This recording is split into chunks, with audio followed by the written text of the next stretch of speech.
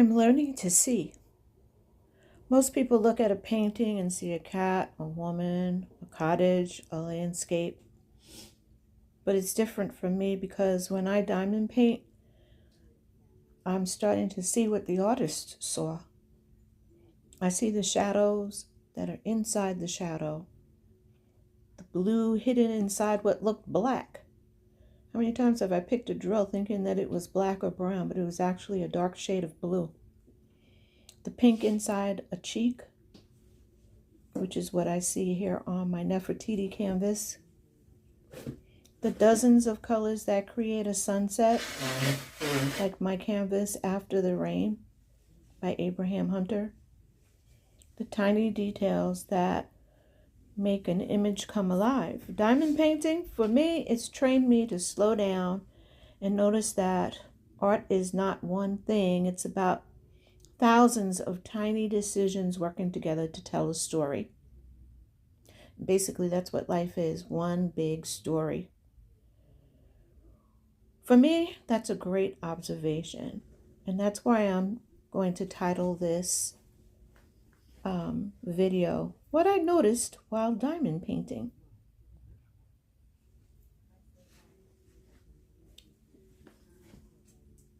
Before I started diamond painting, I looked at art the way people do. I saw the finished picture. And like I said, I saw the cat, the dog, the landscape, the woman, the children, the woods, the forest. But diamond painting changed something for me. And I've mentioned this in earlier videos. As I begin to place thousands of tiny drills, I realized that art is really a collection of small decisions. For example, a shadow isn't just gray, it's blue and purple and black, and sometimes even pink. A face isn't one color, it's dozens of colors blended together to create depth and life. And it seems that the more I worked with square drills, the more I noticed details. Round drills to me capture the essence of an image beautifully, but square drills, they seem to me to reveal every edge, every line, every subtle transition of color. They force me to slow down, to be more intentional, to pay attention. What surprised me most is that diamond painting taught me something about drawing and painting. I noticed that artists don't simply draw what they see. They notice things that most of us overlook. They notice light, they notice shadow, they notice color hidden inside color. They notice how a tiny change in what's called hue can completely change the feeling of a piece. And that's what I've began to notice while I was diamond painting. I've been learning how artists see. I've been learning that art isn't just about creating beautiful pictures. It's about noticing. It's about paying attention. It's about seeing the world with greater care and greater detail. And maybe that's one of the gifts of diamond painting to me. Not that it teaches me how to make art, but that it teaches me how to see it. So, what diamond painting taught me about seeing? It taught me everything. And it taught me to slow down. It taught me that the devil's in the details. How ironic that we even say something like that. But, yeah. So here I am, trying my hand at showing you how I diamond paint, the process for me. Sitting at my table, I got my bright light. It came busted and disgusted.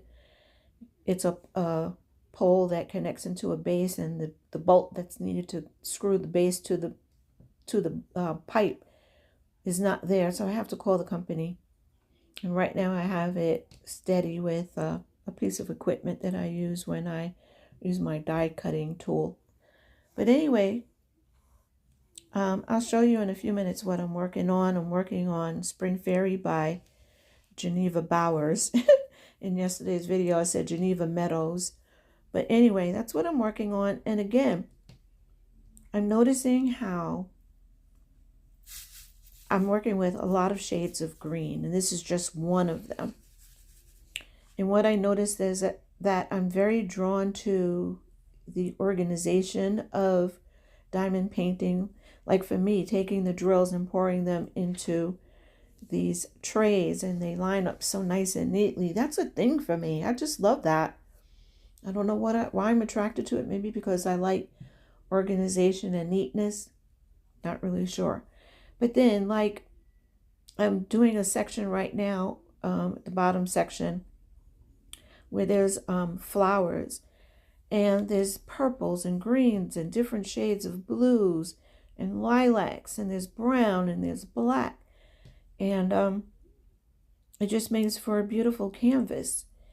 Another thing that I noticed is that when I first started diamond painting, I would just lay the drills down, but I didn't take the time to look at what exactly it was I was trying to create. I was just laying down drills, but I wasn't taking the time to notice that these drills that I'm laying down are going to form a small part of the canvas, a small picture part of the canvas, which will create the whole of the canvas.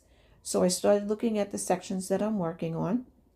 And right now I'm working on creating branches to trees and flowers and the lower portion of the peacock. But yeah, I mean, the whole process is wonderful. And it's giving me an appreciation for my journaling and my photography. Now when I take pictures, I'm going to be looking for the nuances in the pictures, the different color schemes, how light plays into my photography, the importance of light, the importance of color, but most of all, the story. What is the story that I'm trying to tell when I take my pictures? What's the story that I'm trying to tell when I'm writing in my journal? What's the story that comes across in the canvases that I'm working on? You know, it's really a wonderful experience for me. And this is not my first rodeo with diamond painting. I diamond painted a few years ago, but like I said in a previous video, I was diamond painting and then I would have to stop because my work took up a lot of my time, a lot of my focus, and a lot of my concentration. So I really wasn't able to put the effort, the time, the energy, the focus, the attention, the intention into diamond painting. So that was about 5-6 years ago. And I ended up giving the kit away. But now my closet is becoming more full with boxes from different companies. And I'm hanging up my canvases. And it's nice to look at them and really be able to take the time and focus on this art form. So anyway, I'm just going to be quiet now and let you continue to watch the process.